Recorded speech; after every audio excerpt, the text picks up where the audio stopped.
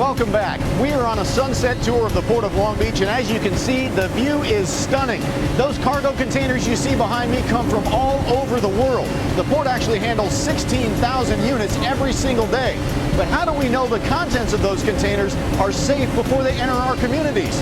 Well, that responsibility belongs to U.S. Customs and Border Protection that now has a powerful tool to help them see through steel. Steel containers dominate the landscape at the Port of Long Beach. Seemingly endless rows, some stacked 4 and 5 high, stretch across the port's many cargo terminals. The port handles more than 2 million loaded inbound containers every year.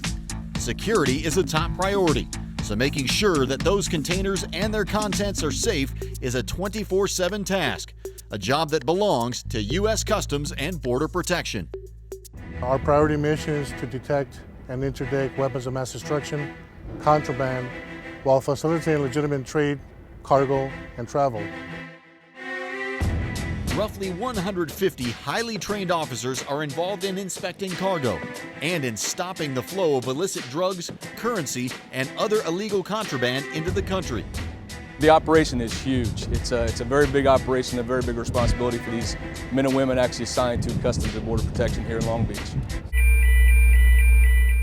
Fortunately, those men and women have an amazing piece of technology at their disposal.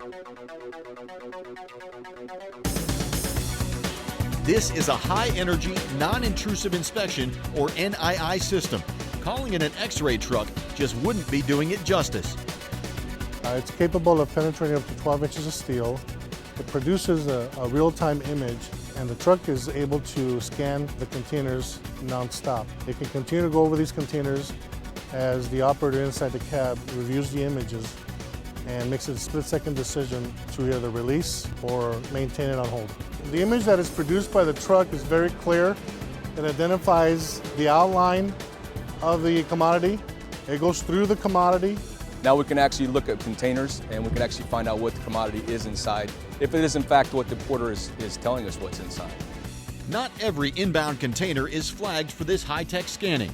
Shippers are required to transmit their manifests electronically to CBP before leaving their point of origin. Only those considered high risk are lined up for inspection, and 100% of those go through an NII scan. The main red flags that we see commonly are prior violations. Other flags that we identify are new shippers. It's a very difficult process to identify if they're legitimate or not if we don't have any history on them.